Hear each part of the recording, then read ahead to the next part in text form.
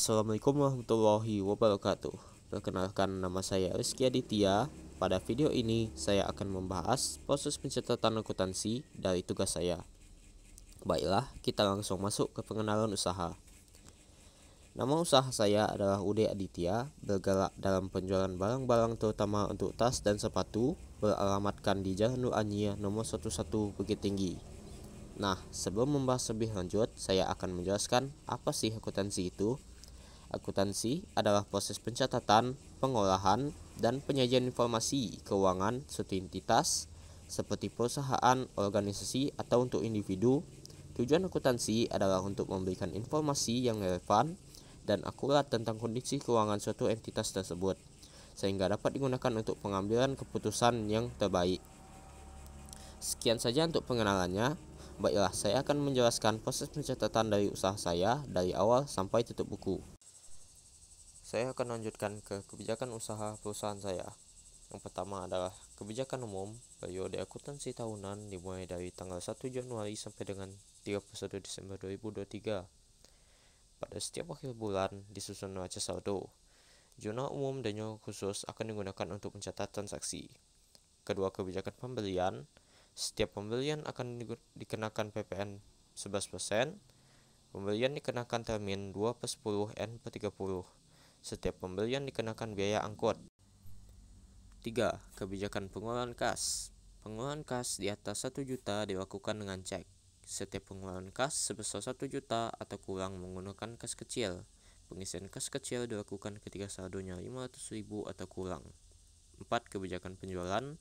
Setiap penjualan dikenakan PPN 11%. Dikenakan termin 2/10 N/30. Penerimaan kas. Setiap penerimaan kas dilakukan secara tunai. Persediaan barang dagangan. Pencatatan menggunakan sistem perpetual. Metode persediaan menggunakan average. Selanjutnya, daftar akun. Ini adalah daftar akun yang akan digunakan dalam pencatatan perusahaan saya kali ini. Daftar akun ini sudah memuat hal-hal seperti aset-aset perusahaan, utang-utang perusahaan, ekuitas perusahaan, pendapatan perusahaan, harga pokok penjualan perusahaan, dan beban-beban yang dimiliki oleh perusahaan.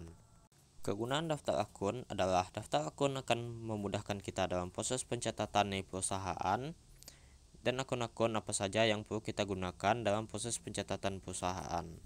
Selanjutnya adalah neraca awal. Neraca awal adalah sisa saldo dari bulan lalu yang kita dapatkan dari periode sebelumnya. Selanjutnya adalah daftar utang, piutang, dan persediaan. Daftar utang piutang digunakan untuk mencatat utang dan piutang dari transaksi pembelian dan penjualan kredit periode yang lalu yang belum dibayarkan pada periode yang telah lampau. Sedangkan daftar persediaan adalah sisa persediaan kita pada bulan yang lalu. Baiklah, kita lanjut ke dokumen transaksi. Seperti pada gambar ini adalah faktur pembelian. Faktur pembelian adalah bukti transaksi pembelian barang dagang yang dilakukan secara kredit. Selanjutnya adalah faktur penjualan. Faktur penjualan adalah bukti transaksi untuk penjualan barang dagang secara kredit. Selanjutnya adalah nota kredit. Nota kredit adalah bukti yang digunakan untuk pengembalian barang dari penjualan atau pembelian baik secara tunai atau kredit. Selanjutnya adalah bukti pengeluaran kas. Bukti pengeluaran kas adalah bukti transaksi untuk menunjukkan bahwa kas kita dikeluarkan untuk melakukan suatu pembayaran atau pengeluaran. Selanjutnya adalah bukti penerimaan kas, adalah bukti yang digunakan untuk menunjukkan penerimaan kas yang mengakibatkan kas kita bertambah. Selanjutnya adalah nota kontan. Nota kontan adalah bukti transaksi penjualan atau pembelian barang dagang yang dilakukan secara tunai. Selanjutnya adalah dokumen voucher kas kecil. Voucher kas kecil adalah bukti transaksi yang digunakan pada saat kita mengeluarkan atau menggunakan kas kecil pada suatu transaksi. Selanjutnya kita masuk ke jurnal khusus. Pada gambar ada jurnal khusus pembelian. Jurnal ini digunakan untuk seluruh pencatatan pembelian barang dagang yang dilakukan secara kredit. Akun-akun yang tersedia pada jurnal ini adalah akun persediaan, akun PPN masukan di kolom debit, akun utang usaha pada bagian kredit. Pada jurnal khusus juga ada tabel yang dinamakan dengan tabel rekapitulasi. Fungsi dari tabel rekapitulasi adalah untuk menentukan apakah saldo pada kolom debit dan kredit kita sama atau balance. Selanjutnya adalah jurnal khusus penjualan. Adalah jurnal yang digunakan untuk mencatat seluruh penjualan barang dagang yang dilakukan secara kredit. Kolom yang tersedia pada jurnal ini adalah kolom tanggal yang berisikan tanggal, kolom deskripsi yang berisikan nama-nama toko, kolom debit berisikan piutang dan harga pokok penjualan, kolom kredit berisikan penjualan, PPN keluaran, dan persediaan. Pada jurnal ini juga sama memiliki kolom rekapitulasi yang fungsinya juga sama. Selanjutnya adalah jurnal khusus penerimaan kas. Jurnal khusus penerimaan kas adalah jurnal yang digunakan untuk mencatat seluruh transaksi penerimaan kas, baik dari penjualan barang, dagang, atau pelunasan piutang. Akun yang tersedia adalah kolom tanggal yang berisikan tanggal, kolom deskripsi berisikan nama-nama toko, pada kolom debit berisikan akun kas, akun harga pokok penjualan, akun diskon penjualan, dan akun miscellaneous. Fungsi dari akun miscellaneous adalah untuk mencatat akun-akun yang jarang muncul dalam suatu transaksi. Selanjutnya, pada kolom kredit berisikan akun penjualan, akun PPN keluaran, akun persediaan, akun piutang, dan juga akun miscellaneous.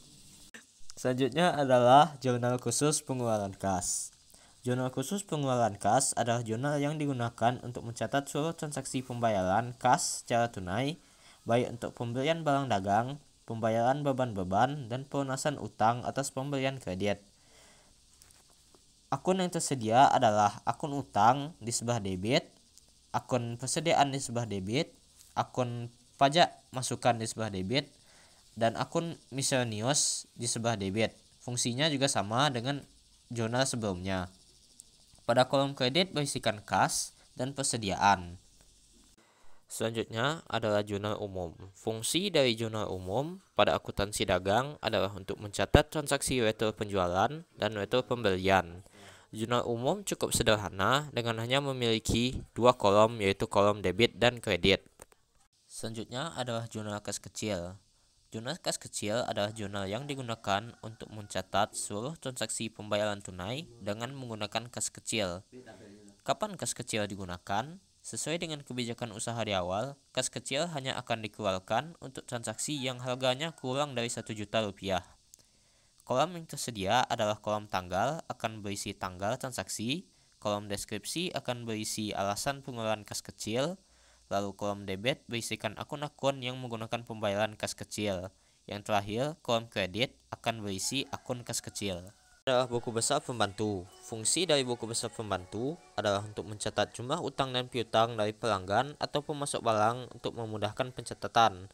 Buku besar pembantu berisikan pencatatan rici utang dan piutang agar memudahkan nantinya untuk melihat jumlah utang atau piutang kita dari pemasok barang dan pelanggan.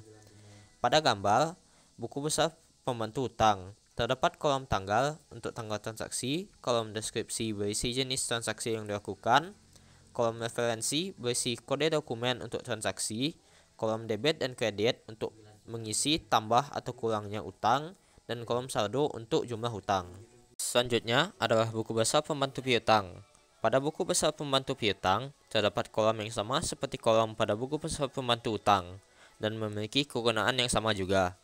Dan pada bagian bawah terdapat daftar saldo akun piutang. Fungsi dari daftar saldo akun piutang adalah untuk melihat berapa jumlah piutang yang belum dibayarkan, yang berisikan nama pelanggan dan jumlah piutang. Selanjutnya adalah kartu persediaan.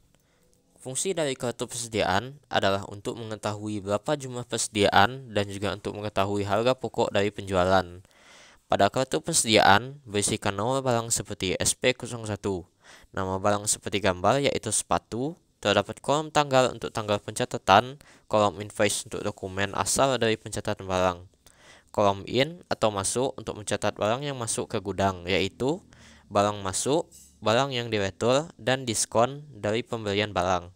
Kolom ini berisikan jumlah barang, harga satuan dari barang, dan jumlah harga barang yang didapatkan dari mengalihkan jumlah barang dan harga satuan barang. Kedua adalah kolom out atau keluar, adalah kolom untuk mencatat barang yang keluar gudang yaitu penjualan barang, retur dari penjualan barang. Di dalam kolom ini juga terdapat tabel yang sama seperti pada kolom in atau masuk. Dan terakhir ada kolom saldo, berisi jumlah nilai dari persediaan saat ini. Kartu persediaan ini sesuai dengan kebijakan usaha menggunakan sistem pencatatan average atau rata-rata yang harga satuannya diperoleh dari menjumlahkan harga beli, beban angkut barang, dan membaginya dengan jumlah barang pada kolom saldo.